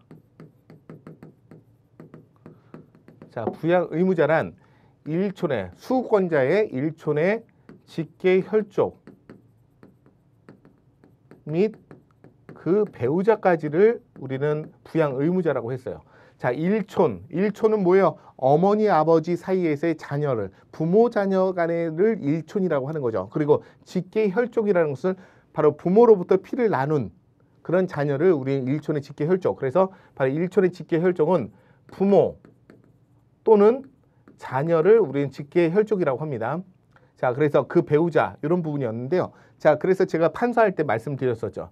자, 76세 할아버지하고 74세 할머니가 계시고 그 사이에 아들이 한 명 있었어요. 42세. 근데 할아버지 할머니가 너무 생활이 어려워서 기초수급 신청을 했단 말이죠. 그러면 기초수급 신청은요, 소득 인정이니까 부양 의무자 기준으로 산정을 하잖아요. 그런데 이 아들이 있는데 이 아들이 결혼을 했단 말이죠. 결혼해서 며느리가 있어요. 며느리. 이제 여기에 며느리가 되는 거죠. 자, 며느리가 있어요. 그러면 이 며느리까지도 부양 의무자가 된다는 얘기예요. 그래서 일촌의 직계 혈족 아들과 자식과 그 배우자인 며느리까지가 바로 이제 부양 의무자가 되는 거죠. 자, 그런데 이 아들이 어찌어찌 해갖고 사망을 했어요. 자, 사망을 하면 자, 아들이 있기 때문에 바로 이제 시부모 입장에서는 바로 며느리가 되는 거고 바로 남편이 있기 때문에 부모님, 시부모님들이 되는 거거든요. 근데 남편이 사라졌기 때문에 서로 간의 관계가 끝나버리는 거잖아요. 이럴 때는 해당되지 않는다는 얘기죠. 그래서 이때는 며느리는 부양 의무자가 아니다. 이런 얘기가 되겠습니다. 자, 일촌의 직계 혈족이 사망했을 때는 배우자는 제외된다. 맞겠죠? 그래서 이것도 맞는 표현이 되겠습니다. 자, 그래서 니은과 리을이 정답이 바로 2번이 정답이 되겠다. 자, 바로 우리가 기본 이론이나 핵심 요약이 있어도 저 설명을 드렸던 그런 부분이 되겠습니다. 자, 그래서 오답해서에서 보게 되면요, 보장시설이 아니라 보장기관은요, 사회복지시설이 아니라 국가 또는 지방자치단체를 얘기하는 거고요. 그리고 디귿의 다른 법령에 따라서 보호는요, 국민기초생활보장법에 따라서 급여에서 우선적으로 행해진다. 이렇게 해야 옳은 표현일 것 같죠. 자, 참고적으로 국민기초생활보장법상의 기본 원칙들이 있습니다. 우선 생존권 보장의 원칙이라는 것이 있죠. 그래서 이분들이 바로 취약계층이다 하더라도 취약계층인지 여부를 확인하기 위해서 자산조사를 하고 그 자산조사를 통해서 이분들에게 바로 무기여이면서 급여를 지급할 수 있도록 해주는 부분이 되겠죠. 무기여이면서 급여. 그래서 그 급여에 대한 재원은 그렇죠, 조세로 되어 있다라는 부분들. 자, 이게 바로 생존권 보장이라는 원칙에 기반을 두고 있습니다. 그러면서 자, 국민기초생활보장법이나 공공부조법에서 이렇게 정의하고 있잖아요. 자, 국가 및 지방자치단체는 생활이 어렵거나 생활 능력이 없는 그런 국민에게 바로 급여를 지급해서 최저 생활을 보장해주고 자립을 지원해주는 것을 목적으로 한다라고 했죠. 그래서 최저 생활 보장과 그리고 자립을 조정해주는 부분이 되겠고요. 그 다음 번째, 네 번째는 바로 이제 가족 부양 우선의 원칙이라는 겁니다. 이건 뭐죠? 바로 부양 의무자 때문에 그렇습니다. 부양 의무자. 자, 부양 의무자. 이 부양 의무자에 대한 부분이 지금 현재까지는 자, 생계급여 물론 조건부로 폐지가 되었죠. 부양 의무자. 그리고 저 의료급여, 그리고 이제 주거급여. 자, 주거급여도 폐지가 되었죠. 주거급여도 폐지가 되었어요. 그리고 교육급여도 폐지가 되었죠. 자, 폐지된 순서를 보게 되면 첫 번째, 두 번째, 세 번째가 폐지가 되었고요. 그리고 의료급여도 지금 단계적으로 완화할 방침입니다. 단계적 완화.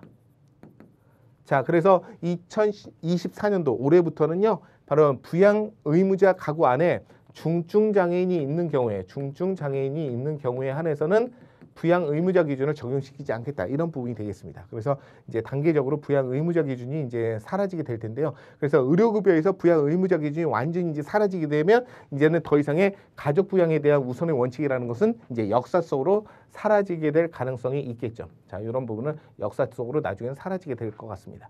그 다음에 아까 보셨던 것처럼 개별 가구 단위로 산정을 한다는 부분이고요. 타급여 우선의 원칙이라는 부분을 이렇게 해서 총 6가지 형태를 국민기초생활보장법에서는 기본 원칙으로 산정을 해놓고 있습니다. 자, 10번째입니다. 10번째는요. 바로 가치와 윤리에 대한 부분이 되겠죠. 자, 가치와 윤리에 대한 부분들. 이 가치와 윤리에 대한 부분들도요. 바로 지방직에서도 출제될 가능성이 높습니다. 가치와 윤리에 대한 부분이 바로 지방직에서도 출제가 될 가능성이 있고요. 그래서 나중에 우리가 이제 6월 달에 지방직 시험이 끝나면 이렇게 제가 국가직에서 제시했던 부분들이 진짜 지방직에서 출제가 되는지 한번 보시도록 하죠. 자, 사회복지 실천에서 바로 이제 가치와 윤리에 대한 부분이 옳지 않은 것은 무엇이냐라는 부분에 문제가 출제가 되었는데요.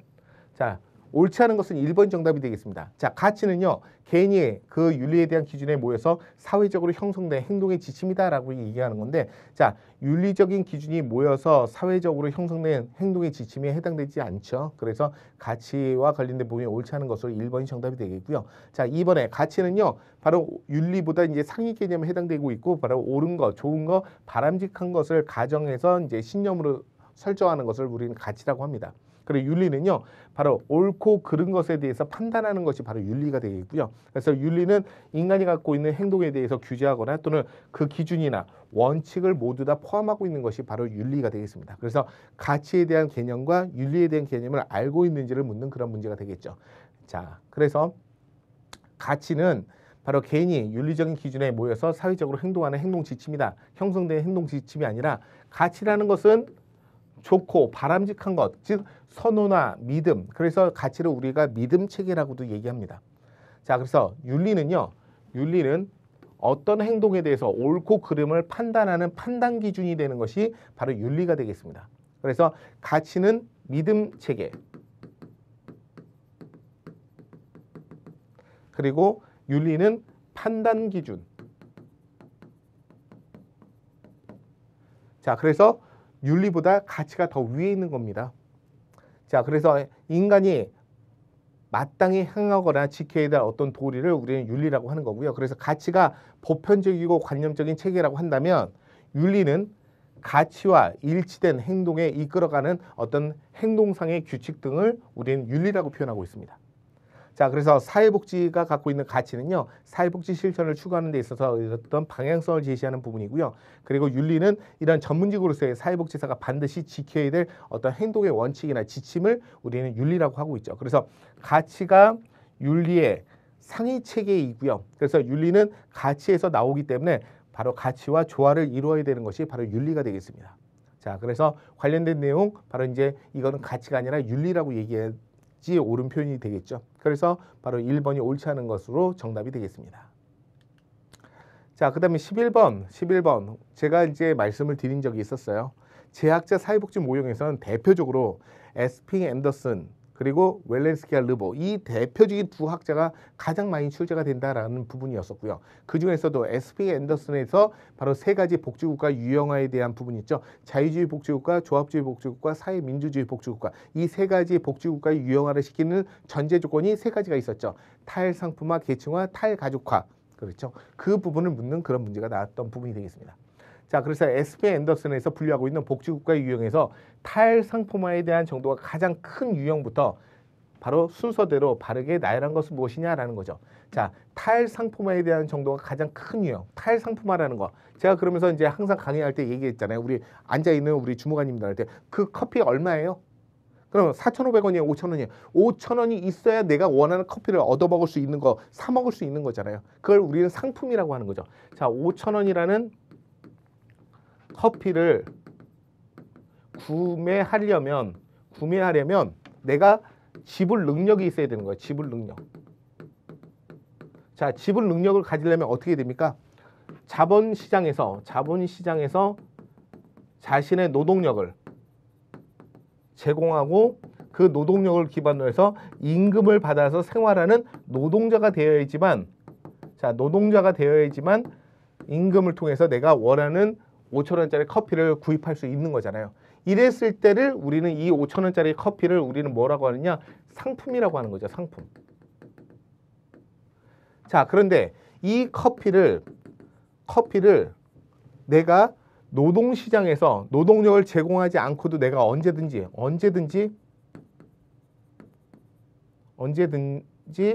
구할 수 있는 거.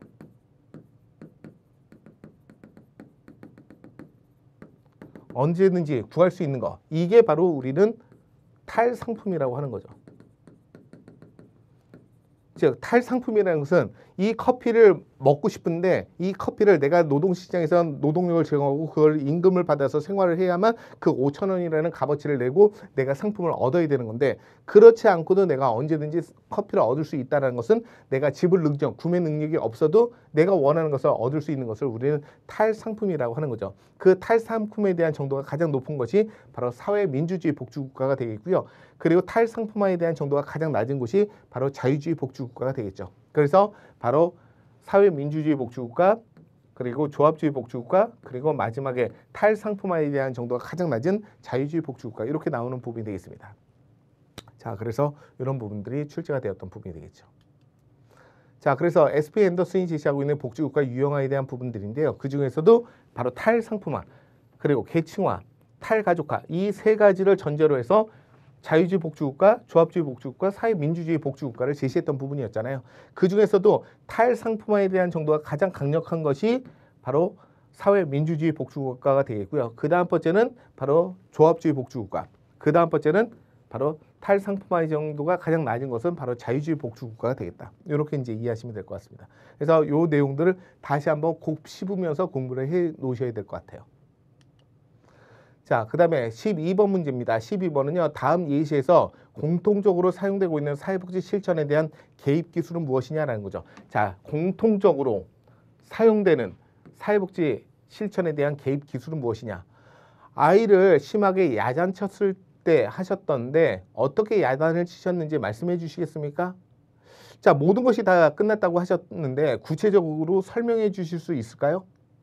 부모님과 이야기하면서 기분이 안 좋아서 없어져 버렸으면 좋겠다고 했는데 없어져 버렸으면 좋겠다라고 하는 말은 무슨 뜻인가요? 라고 얘기하는 것들. 그 클라이언트가 이야기했던 것을 좀 더 정리해서 다시 되물어 보는 거. 정리해서 다시 되물어 보는 거. 이런 것을 우리는 뭐라고 합니까? 명료화라고 하는 거죠. 자, 명료화. 자, 명료하고 이제 요약하고 헷갈릴 수도 있었을 텐데요.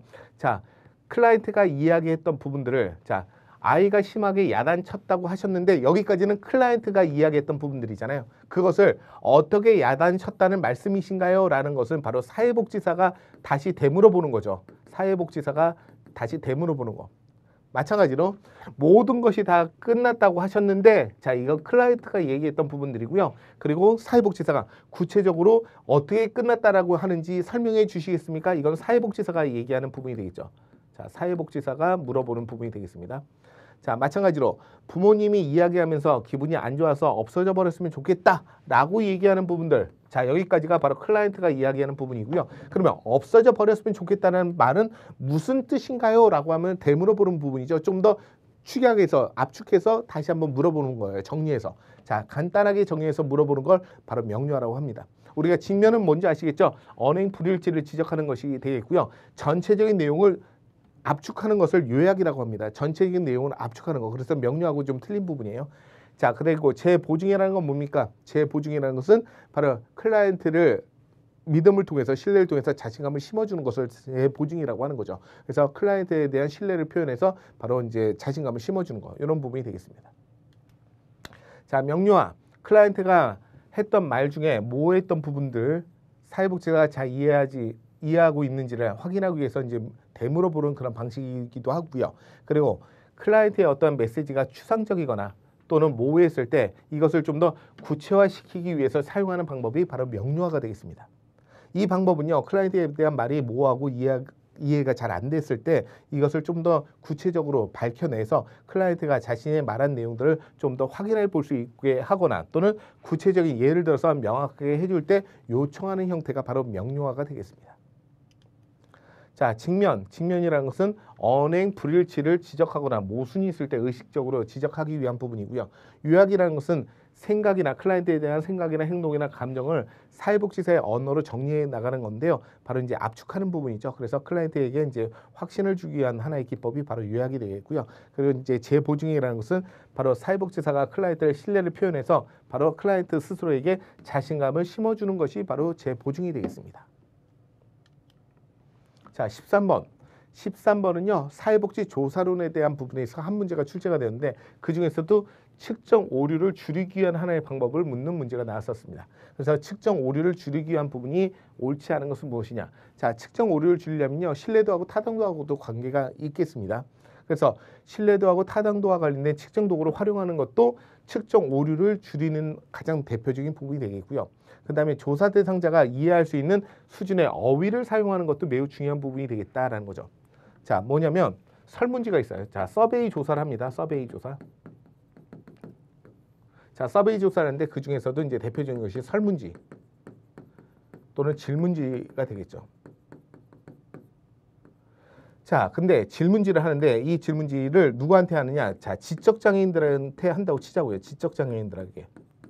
자, 지적장애인들의 인지 능력에 대한 수준이 글을 잘 못 읽어요. 글을 못 읽어. 글을 잘 못 읽어요. 그래서 그림이나 사파 또는 사진 등으로 만약에 그 지적장애인들의 어떤 인지 능력을 판단한다고 가정을 해보자고요. 물론 그렇다고 해서 지적장애인들이 다 글을 못 읽는다. 그건 아닙니다. 그냥 우리가 이제 예를 들어서 말씀을 드린 거예요. 그래서 지적장애인들 중에서도 글을 못 읽는 그런 지적장애인들에게 그림이나 사파나 사진으로 이렇게 해서 그 이제 질문에 응답하시는 분들의 눈높이에 맞게끔 어떤 설문지를 구성하는 것이 필요하잖아요. 근데 그런 것들 전혀 고려하지 않고 모든 것을 텍스트로 어떤 질문을 한다면 이게 불가능하겠죠. 그렇죠? 그래서 그런 얘기입니다. 그래서 조사 대상자가 이해할 수 있는 수준의 어휘를 사용하는 것이 필요할 것 같고요. 그다음에 편견, 네 번째 보면 편견이 개입될 수 있는 용어나 이런 것들을 배제해서 설문지를 구성하는 것이 도움이 되겠다는 거죠. 그래서 너무 한쪽에 쏠려 있는 그런 어떤 쏠림을 방지하기 위한 부분에서 바로 편견이 개입될 수 있는 용어는 배제하는 것이 도움이 되겠습니다. 자, 그런데 자, 조사 대상자가 조사에 참여하고 있음을 의식적으로 유도하는 거, 자, 이거는 해당되지 않겠죠. 의식적으로 유도하고 있으면 이 사람이 의식적으로 내가 감시당하고 있다는 것을 인지하고 있는 거잖아요. 감시당하고 있다. 자, 그러면 바로 불필요한 행동을 할 수가 있겠죠. 의식적으로 내가 뭔가를 감시당하고 있다는 것을 알게 되면 그러면 나타나는 부분이 뭡니까? 우리가 잘 알고 있는 바로 호손 효과가 발생을 할 수가 있겠죠. 자, 그러면 바로 그 호손 효과 때문에 그 사람이 진짜 실제 행동이 아니라 이제 어설픈 행동을 해서 결과값이 달라지는 이런 문제가 생기는 거잖아요. 그래서 의식적으로 유도하는 것은 도움이 되지 않습니다.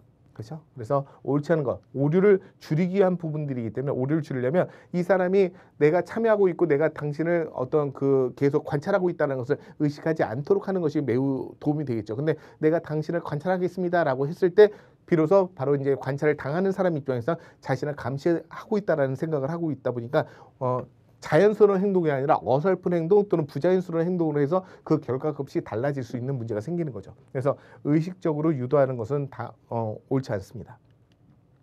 자, 그래서 측정 오류가 발생할 가능성이 증가하기 때문에 바로 의식적인 행동은 자제하는 것이 좋겠죠. 자, 그 다음 14번입니다. 14번은요, 바로 우리나라의 장애인 복지와 관련된 설명인데 그중에서도 옳지 않은 것을 찾는 그런 문제가 되겠습니다. 아까 뭐 잠깐 말씀드렸던 것처럼 바로 우리나라는 장애인 의무고용제를 택하고 있는 거죠. 그게 바로 장애인 고용촉진 및 직업재활법에 규정하고 있습니다. 자, 그런데 문제는 장애인 복지와 관련된 부분이지 장애인 복지법과 관련된 부분은 아닙니다. 자, 이런 질문이 올라왔었어요. 왜 1번은 정답이 되지 못합니까? 라는 부분이에요. 그러니까 그 착각을 하는 거죠. 장애인 복지법을 묻는 거라고 생각을 했던 거예요. 근데 교수님께서 강의할 때 상시근로적 50인 이상의 근로자를 고용하고 있는 사업주는 바로 장애인을 일정 비율 이상 고용을 해야 된다는 거, 저 이거 알고 있습니다. 근데 이거는 장애인 복지법이 아니라 장애인 고용촉진 및 직업재활법이잖아요 라고 하는 거. 이게 뭐냐면 어느 한쪽에 매몰돼 버리면요 다른 것이 주변에 안 보이는 거예요. 자, 문제는 장애인 복지법을 묻는 것이 아니라 장애인 복지에 대한 전반적인 내용을 묻는 부분이었죠. 그 중에 하나가 바로 장애인 고용촉진 및 직업재활법에 대한 부분이 나왔던 부분이고요. 그래서 이거는 맞는 표현이고요. 그리고 그렇다면 2번은 뭡니까? 이건 장애인 복지법 아니죠. 이것도 활동 지원에 관한 법률이 있잖아요. 장애인 활동 지원에 관한 법률. 장애인 활동 지원에 관한 법률이 이제 작년에 출제가 되었던 부분인데 그래서 활동 지원 급여와 관련된 부분이 되겠죠. 그래서 제가 말씀드렸던 것처럼 바로 시각장애인들을 안마 사로 이제 고용을 하는데 이분들이 눈이 보이지 않기 때문에 출퇴근하는데 어려움이 있지 않느냐. 그래서 이분들이 본인들이 동행정복지센터에서 바로 이제 활동지원급여를 신청을 하면 그거에 대해서 포인트가 나오고 그러면 활동지원 보조인들이 함께 출퇴근을 도와주는 것이 활동지원급여와 관련된 부분이 되겠죠. 그래서 지역사회 안에서 사회 구성원으로 살아갈 수 있도록 제공해 주는 것이 바로 활동지원급여가 되겠죠. 그리고 세 번째, 장애인 지역사회 재활시설이 있는데요.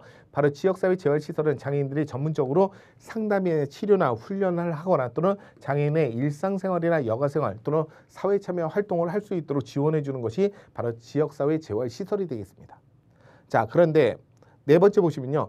장애인에 대한 소득을 보장하기 위해서 모든 장애 아동들에게 장애 아동 수당을 지급한다라는 부분인데 어디가 틀리냐? 이 모든이라는 부분이 틀렸죠. 이런 모든이 아니라 이 장애 아동과 함께 살고 있는 보호자에 대한 경제적인 수준, 생활 수준, 그리고 장애 아동이 갖고 있는 어떤 장애 정도 이런 것들을 고려해서 바로 이제 장애 아동 수당이 지급되는 거지 장애를 갖고 있는 아동들을 다 장애 아동 수당을 주는 것은 아닙니다. 그래서 해당되지 않아서 14번에는 4번이 정답이 되겠습니다. 자, 장애 아동에게 장애 아동 수당은 보호자가 갖고 있는 경제적인 생활 수준을 고려해서 바로 지급 여부가 결정이 되는 것이 바로 장애 아동 수당입니다. 그래서 장애인 복지법상의 수당은요. 장애 수당, 장애 아동 수당, 보호 수당 총 세 가지가 있다라고 보시면 될 것 같고요. 참고적으로 장애 아동 수당은요. 국가와 지방자치단체는 장애 아동에게 보호자에 대한 경제적인 생활 수준 및 장애 아동이 갖고 있는 장애 정도를 고려해서 장애로 인해서 추가적으로 들어가는 그런 비용을 보전해 주기 위해서 장애 아동 수당을 지급한다라는 부분이 장애인 복지법에 나와 있긴 합니다. 그렇죠? 그래서 이렇게 보호자의 경제적인 생활 수준, 장애 아동이 갖고 있는 장애 정도 이런 것들을 함께 고려해서 장애 아동 수당을 지급한다. 이렇게 보시면 되겠습니다. 자, 15번입니다. 15번에 정신건강 복지법이죠. 정신건강 증진 및 정신질환자 복지 서비스 지원에 관한 법률 뭐 아시겠지만 작년에도 2023년도에도 바로 신림역 묻지마 살인 그리고 분당 백화점의 어떤 묻지마 살인 등등등 여러 가지 이제 묻지마 살인이 발생을 했는데 그 묻지마 살인의 대표적인 것이 바로 정신질환자와 관련된 부분이 되겠다. 그래서 이제 정신질환자에 대한 어떤 사회적 이슈가 발생을 하다 보니까 지금 4년 내내 계속 바로 정신질환자와 관련된 부분이 출제가 되었다라는 거죠. 그래서 첫 번째는 정신건강 사회복지를 묻는 그런 문제가 나왔고요. 그리고 이제 세 번은 바로 정신건강 복지 시설을 묻는 문제가 나왔죠. 근데 이번에는 바로 정신건강 정신질환자에 대한 입원과 관련된 유형들을 묻는 그런 문제가 출제가 되었었습니다. 그래서 정신질환자야 입원 유형에 대한 부분에 해당되지 않는 것은 무엇이냐라는 부분이 출제가 되었던 부분이 되겠습니다. 자, 자의 입원이라는 건 뭐냐면 정신질환자가 스스로 자자죠. 스스로 의죠. 자, 정신질환자 스스로의 뜻에 의해서 입원하는 것을 자의 입원이라고 합니다. 그래서 본인이 정신과 치료를 좀 받아야 되겠는데 입원하겠습니다라고 하면 언제든지. 그리고 이제 동의 입원입니다. 자, 동의 입원인데 자, 동자라는 것은 뭐냐면 서로 동의를 얻었다는 얘기가 되겠죠. 동의를 얻었다. 그러니까 보호자를 통해서 동의를 얻었을 때 바로 동의 입원입니다. 그래서 정신질환자는 나는 잘못이 없어. 난 정상인데 왜 내가 그런 데를 가야 돼? 라고 했을 때 이제 보호자가 잘 이렇게 달래고 해서 함께 이제 허락을 받고 같이 가는 것을 바로 동의 입원이라고 하는 거고요. 그리고 보호의무자에 대한 입원이 있습니다. 보호의무자에 대한 입원은요, 과거에는 정신보건법에도 보호의무자에 대한 입원이 있었는데요. 그때 이제 이런 보호의무자의 입원을 이제 조장을 하면서 이제 편법을 부렸던 그래서 바로 이제 불륜 사건이나 그다음에 재산에 대한 부분의 강탈 사건 이런 것들을 가장 많이 사용했던 것이 바로 보호의무자에 대한 입원이거든요. 그래서 보호의무자가 과거에는 한 사람이 저 사람 정신질환이 있는 것 같아요. 빨리 좀 입원 좀 시켜주세요. 그러면 그 보호의무자의 말 한마디로 그냥 입원을 시켜버렸던 그런 사례가 있었던 거죠. 자, 그래서 그런 것들을 보완하기 위해서 정신건강복지법에서는 보호의무자 한 사람만이 아니라 보호의무자 두 사람의 동의를 얻어야 되고요. 그리고 그냥 무조건 입원을 시키는 것이 아니라 정신의학과 전문의의 바로 판단, 바로 진료를 통해서 이 사람이 정말 입원이 필요로 하는지 그 여부를 진료를 통해서 확인한 다음에 그 다음에 입원을 시키는 것을 보호의무자에 대한 입원이라고 할 수가 있겠습니다. 근데 정신건강 전문 요원에 대한 입원이라는 것 자체는 없습니다. 정신건강 전문 요원 아시죠? 간호사, 그 다음에 임상심리사, 사회복지사, 그리고 작업치료사 이런 부분이 되겠죠. 자, 그런 부분에 입원은 없습니다. 그 외에는 바로 이제 행정 입원이라는 부분이 있거든요. 그럼 이런 부분이 있고요. 응급 입원 이런 부분이 있겠습니다. 자, 그래서 15번에는 옳지 않은 것은 4번이 정답이 되겠다. 자, 정신건강 전문 요원에 대한 입원이라는 것은 해당 사항이 없습니다. 우선 정신건강복지법상의 정신질환자에 대한 입원의 유형은 총 5가지가 있는데요. 자의입원, 동의입원, 보호의무자의 입원, 특별자치시장, 특별자치도지사, 시장군수, 구청장에 대한 입원, 이걸 우리가 짧게 줄여서 이제 행정입원이라고 합니다. 행정입원. 자, 근데 응급입원 이렇게 5가지로 구성되어 있고요. 자, 이런 형태가 이제 입원에 대한 유형을 묻는 문제가 새롭게 출제가 되었던 부분이 되겠습니다. 자, 그 다음 16번입니다. 16번은요, 아동복지법입니다. 자, 사실 아동복지법에서는요, 나올 건 이제 거의 대부분 다 나왔었죠. 그리고 작년에는 아동복지를 묻는 문제가 출제가 안 됐단 말이죠. 장애인복지, 노인복지에는 노인복지 시설을 묻는 문제가 계속 출제가 되었었고, 청소년복지지원법에서의 청소년복지 시설 묻는 문제가 계속 출제가 되었던 부분이었었는데요. 이번에는 노인복지하고 청소년복지가 계속 연달아서 출제가 되다 보니까 이제 이번에는 출제가 안 되었고, 아동복지법으로 이제 넘어가게 됐네요. 그래서 아동복지법에는요, 아동복지 시설을 묻는 문제가 출제가 되었습니다. 그 중에서도 아동복지 시설에 해당되지 않는 것은 무엇이냐라는 부분인데 이것도 되게 쉬웠죠. 자, 가정위탁지원센터나 지역아동센터 그리고 자립지원시설 모두 다 아동복지법에 규정하고 있지만 입양기관은요, 입양특례법이잖아요. 입양특례법. 그래서 이거는 해당되지 않아서 16번에는 1번이 정답이 되겠습니다. 자, 입양특례법. 바로 제20조 규정에 따라서 시설을 바로 입양기관이라고 하는 거고요. 그리고 아동복지법에서 자립지원시설이라는 것은 아동복지시설에서 퇴소했던 사람에게 취업 준비를 위해서 일정 기간 동안에 보호를 함으로써 자립을 지원해 주는 것을 목적으로 하는 시설이 자립지원시설이 되겠고요. 지역아동센터, 우리 주무관님들 중에도 지역아동센터에서 바로 실습을 하셨던 분들은 계실 겁니다. 그래서 지역아동센터는 이제 이용시설에 해당되는 거고요. 1차 현장이 되겠죠. 그래서 지역에 바로 이제 취약계층 아동들 대상으로 해서 보호와 교육과 건전한 놀이, 그리고 오락, 그리고 보호자하고 지역사회에 대해서 연계해서 아동이 건전한 육성을 위해서 종합적으로 아동복지 서비스가 제공되는 그런 시설이 바로 지역아동센터가 되겠죠. 자, 그 다음에 4번째는 바로 이제 가정위탁지원센터가 되겠습니다. 가정위탁지원센터는 보호대상 아동. 자, 보호대상 아동은 뭐였죠? 보호자가 없거나 보호자로부터 일탈되거나 또는 보호자가 있어도 보호할 능력이 없어서 보호가 필요한 아동들이 되겠습니다. 그 중에서도 대부분은 바로 이제 시설에 입소를 하거나 또는 바로 입양을 보내거나 이런 것들도 있는데요. 바로 이제 가정에 다시 복귀를 시켜주기 위해서 일시적으로 또 뭐 이제 6개월 또는 1년 정도 이제 일시적으로 보호를 해주는 것이 바로 가정위탁지원센터가 되겠죠. 그리고 나서 다시 원가정으로 돌아갈 수 있는지 여부를 판단한 다음에 그 다음에 이제 보내는 곳이 가정위탁지원센터가 되겠습니다. 그래서 일시적으로 보호와 양육을 해서 가정에 위탁, 양육을 함으로써 다른 가족에 위탁을 보내는 겁니다. 그리고 가정의 어떤 분위기를 잘 확인하고 그리고 나서 건전한 사회인으로서 성장할 수 있도록, 그래서 이제 나중에는 다시 원가정으로 돌아갈 수 있도록 해주기 위해서 이제 중간 역할을 해주는 역할이 바로 가정위탁지원센터가 되겠죠. 그래서 이것도 맞는 표현이 되겠습니다. 자, 이렇게 아동복지법에서 아동복지 시설 묻는 문제가 거의 흔치 않았던 부분이거든요. 그러니까 이제는 노인복지법에서의 노인복지 시설이 이제 식상한 거예요. 이제 더 이상 이제 나올 게 별로 없다라는 거죠. 그리고 또 청소년복지지원법에서의 청소년복지 시설을 묻는 문제도 계속 연달아서 지금 3년째 계속 나오다 보니까 이제 식상한 거예요. 그러다 보니까 이제 찾다 보니까 아동복지 시설을 묻는 문제가 출제가 되었다는 겁니다. 자, 그래서 아동복지 시설 요것도 다시 한번 또 출제가 될 가능성이 있습니다. 지방직에서.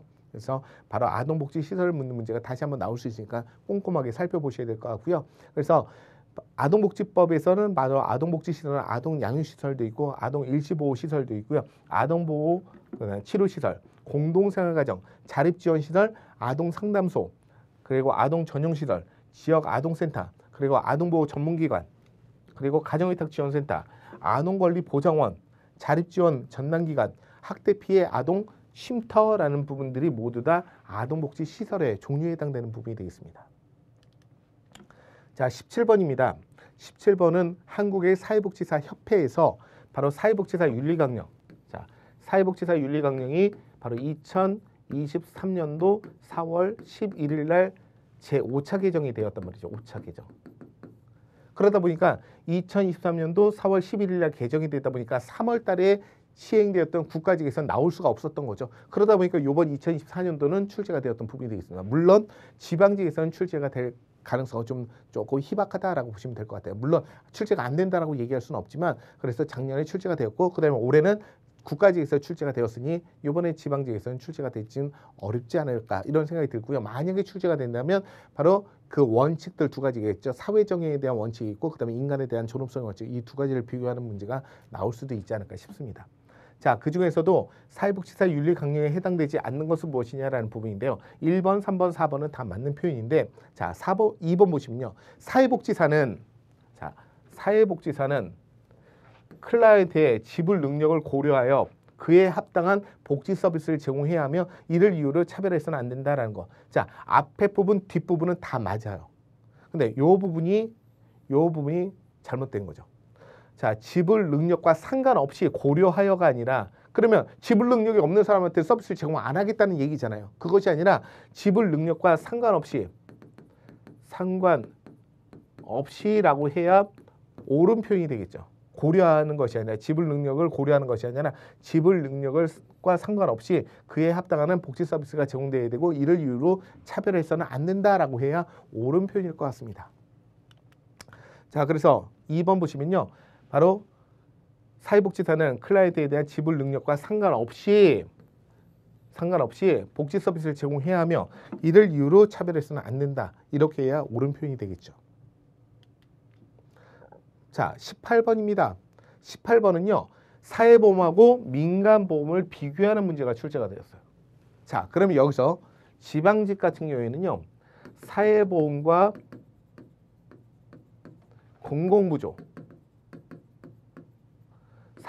공공부조를 비교하는 문제가 나올 가능성이 매우 높겠죠.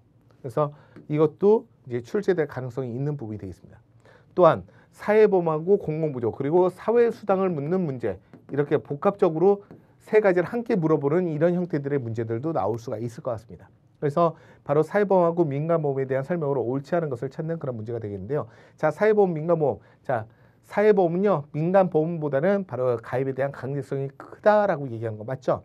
그리고 사회보험은 법령에 의해서 보험료를 결정하고 민간보험은 계약에 의해서 보험료가 결정된다라는 거 맞습니다. 네 번째, 사회보험은 바로 물가 상승에 대해서 실질적인 가치를 변동을 보장해 주죠. 그게 뭐가 되는 거죠? 전국 소비자 물가 변동률 그렇죠. 연동제가 되는 거죠. 연동제. 그래서 세금으로 조금씩 얹어주는 거잖아요. 그렇지만 민간보험은 그게 없죠. 아예 없어요. 그래서 민간보험 이제 우리 주무관님들 공무원 되시고 그러면 바로 주변에 이제 가족 지인분들 중에 이제 보험 설계하시는 분들이 꼭 있으실 거예요. 그러면 축하해 그러면서 보험 하나 한번 가입해 줄래라고 했을 때 5년짜리로 10년 이상 5년 이상 지나면 안 돼요. 그래서 5년짜리 해줘야 내가 어떤 실질적인 어떤 돈에 대한 어떤 가치를 보장받을 수 있는 거예요. 그래서 서로 간에 불편하지 않으면서 한 5년짜리 그래서 어떤 정기 저축이나 이런 것들 해서 나중에 이제 5년 뒤에는 이제 받을 수 있도록 목돈을 받을 수 있도록 이런 어떤 보험 상품으로 가입하는 건 될 것 같습니다. 근데 10년짜리, 20년짜리 이왕이면 20년짜리를 해줘 그러면 그건 진짜 가족이 아닌 거죠. 그렇죠? 예. 그러면 본인이 그만큼 수당을 20년 동안 먹겠다는 얘기인 거잖아요. 그런 건 안 되는 거고요. 한 5년짜리 정도만 가능할 것 같습니다. 그래서 바로 민간보험은 그런 부분이 없다. 자, 그런데 사회보험은 재정에 대한 완전 적립이 불필요하죠. 그렇죠? 그리고 민간보험은 완전 적립이 필요하죠. 그 이유가 뭡니까? 제가 말씀드렸었어요. 자, 사회보험이 완전 적립이 불필요한 이유는 강제가입이기 때문에 내년 되면 또 들어오고 강제가입이기 때문에 완전한 재정 적립이 불필요한 겁니다. 하지만 민간보험은요. 바로 선택가입인 거잖아요. 선택가입. 그렇기 때문에 완전 가입이 이루어진 상태에서 완전 적립이 이루어진 상태에서 그 보험 상품이 시장에 나올 수가 있는 거예요. 완전 적립이 안 되어 있으면 그런 보험 상품이 나올 수가 없다는 거죠. 왜냐하면 마지막에 이 보험 상품에 가입했던 사람들이 모두 다 보험금을 지급해야 되는 상황들이 있을 수 있는 거잖아요. 그런 리스크를 줄이기 위해서 완전 적립이 된 상태에서만 민간보험에서는 될 수 있다라는 부분이고요. 그다음에 사회보험은 강제가입이기 때문에 매년마다 계속 들어오는 거죠. 예. 그렇기 때문에 완전 적립이 필요 없다라는 겁니다. 자, 그래서 민간보험은 완전 적립이 필요하지만 사회보험은 완전 적립이 필요하지 않다라고 해야 옳은 표현일 것 같죠. 자, 이렇게 민간보험하고 사회보험에 대한 차이와 관련된 부분들인데요. 자, 사회보험은 강제가입입니다. 그리고 민간보험은 자발적인 가입, 즉 선택가입이라는 거죠. 자, 그 다음 번째, 바로 사회보험은요, 최저 소득을 보장해주는 부분이고요. 그리고 민간보험은 지불 능력에 따라서 결정이 되어진다. 그리고 아까 보셨던 것처럼 법률에 의해서 규정지어지는 권리고요. 그리고 민간보험은 계약에 의해서 규정지어지는 어떤 권리가 되겠습니다. 그래서 사회보험은 사회적 적절성과 관련된 부분이라면 민간보험은 개인적인 형평성이 더 크다라고 할 수가 있겠죠. 그리고 사회보험은 국가가 독점을 하는 정부 독점이고요. 비영리입니다. 하지만 민간보험은요, 바로 자본주의 시장에서 자유경쟁을 하게 되는 거고 영리를 추구하는 부분이 되겠죠. 그리고 사회보험은요, 비용 지출에 대한 예측이 곤란합니다. 하지만 민간보험은 비용 지출에 대한 예측이 가능할 때 완전 적립도 이루어질 수가 있는 거거든요. 그래서 사회보험은 바로 완전 적립이 불필요한 이유가 바로 강제 가입이기 때문에 그렇다라고 말씀을 드렸고요. 그리고 민간보험에서는 재정 적립이 완전 적립이 필요한 이유는 선택 가입, 즉 자발적인 가입이기 때문에 필요한 부분이 되겠다. 이렇게 설명을 드린 바 있었습니다. 자, 19번에는 국제연합, 즉 유엔에서 아동권리 협약과 관련된 부분들인데요. 아동권리에 대한 설명으로 옳지 않은 것은 무엇이냐라는 부분이 되겠죠. 자, 그래서 바로 여보 발생에서 바로 생존권, 보호권, 발달권, 그리고 참여권이라는 이 네 가지 형태들은 기본적으로 나와 있고요. 생존권은 적절한 생활 수준에 대한 주거나 영양이나 보건 등과 같은 생존권을 보장받을 수 있는 권리를 우리는 생존권이라고 합니다. 그리고 보호권은요, 모든 아동이 위험에서부터 보호받고 안전하게 살아갈 수 있도록 해주는 권리가 바로 보호권이 되겠고요. 발달권이라는 것은 아동이 자신의 어떤 잠재 능력을 최대한 발휘할 수 있도록 그래서 성장할 권리를 우리는 발달권이라고 합니다. 근데 참여권은요, 개인이 갖고 있는 어떤 객체인 아동에게 영향을 미치는 일을 보호자가 참여할 수 있는 거, 자, 보호자의 참여가 아니라 바로 아동에 대한 참여, 참가에 대한 부분을 이야기하는 부분이 되겠습니다. 그래서 이런 부분은 해당되지 않아서 바로 19번에는 4번이 옳지 않은 것으로 정답이 되겠다. 자, 그래서 바로 참여권이라는 것은 국가하고 지역사회를 활동에 적극적으로 참여할 수 있는 권리가 바로 참여권이 되겠습니다. 그래서 아동이 이런 국가나 또는 지역사회 활동에 적극적으로 참여할 수 있도록 하는 거죠. 자, 아동이라는 연령은 우리나라에서 아동복지법에서 18세 미만을 아동이라고 하는 거잖아요. 그렇기 때문에 바로 적극적인 참여 활동이 가능한 부분이 되겠습니다. 자, 마지막 20번 문제는요, 위기개입 모델이죠. 아까 자살 위험이 있는 클라이언트도 바로 위기개입 모델로 접근했다면 이번에도 다시 위기개입 모델을 묻는 문제가 2번 출제가 되었던 부분이 되겠습니다. 자, 이번에는요, 위기개입 모델을 적용했을 때 학교폭력에 개입하는 그런 방법인데 옳지 않은 것은 무엇이냐라는 거죠. 자, 피해 아동의 불안이나 분노 또는 죄책감에 대해서 완화될 수 있도록 지지해 주는 것도 위기개입 모델에서 필요한 부분이 되겠죠. 그리고 가해자하고 피해 아동이 분리되어서 분리하고 피해 아동에 대한 안전할 수 있는 그런 장소에 대한 보호해 주는 것도 필요하겠고요. 네 번째로 가시면 폭력을 목격했던 학생들이 억압된 감정을 분출할 수 있도록 그래서 이야기하고 토론을 하는 것도 바로 이제 이런 어떤 카타르시스 감정의 정화를 느낄 수 있도록 해주는 것도 매우 필요한 부분이 되겠습니다. 위기 개입 모델에서. 자, 그런데 옳지 않은 것은 3번인데요. 피해 아동이 폭력에 대해서 왜곡된 인지를 재구조화시킬 수 있도록 질문과 논박을 하는 부분들이다. 자, 왜곡된 인지를 재구조화시키고 질문과 논박을 해주는 것은 뭡니까? 인지 행동 모델이 되겠죠. 자, 앨리스가 제시했던 인지 행동 모델, 비합리적인 심려, 왜곡된 사고를 다시 재조정시켜주는 것. 그래서 바로 대표적인 것이 바로 소크라테스식 문답법이라는 것이 있죠. 자네 오늘 얼굴 표정이 왜 그런가? 기분이 더러워서 그렇습니다. 기분이 더럽다는 것은 무슨 얘기인가? 기분이 안 좋다는 얘기죠. 그럼 기분이 안 좋다는 얘기는 뭔가? 어제 이런 일이 있었기 때문에 이렇기 때문에 기분이 안 좋아서 그렇습니다. 어제 그 일이 왜 기분이 안 좋게 만들었는가? 계속 질문과 답변을 통해서 본인 스스로가 그 문제를 깨우칠 수 있도록 해주는 것이 바로 소크라테스식 바로 이제 문답법이라고 하는 거고 이런 모든 것들이 바로 이제 인지 행동 모델과 관련된 부분이죠. 그래서 관련된 내용 어렵지 않게 바로 정답을 찾을 수 있었던 부분이 되겠습니다.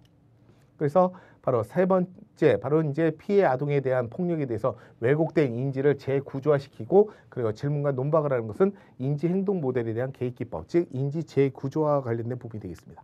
자, 이렇게 해서 우리 주무관님들과 이번 2024년도 3월 23일 날 시행됐던 바로 국가직 보직 사회복지학개론 문제를 한번 기출해설을 풀어봤습니다. 자, 좋은 결과 있으셨으면 좋겠고요. 그리고 또 지방직 준비하시는 분들은 이런 문제들이 출제가 되었구나라는 것을 한번 실증 경험을 해보시는 것도 도움이 되시겠죠. 그래서 국가직 준비하시는 분들은 좋은 결과 있으셨다면 바로 이제 그 면접까지 또 준비를 하셔야 될 것 같고요. 그리고 또 지방직 준비하시는 분들은 이런 문제들을 기반으로 해서 또 다시 조금 더 상세히 공부를 해야겠다라는 그런 생각을 가지셔야 될 것 같습니다. 오늘 강의 내용은 여기까지입니다. 수고하셨습니다.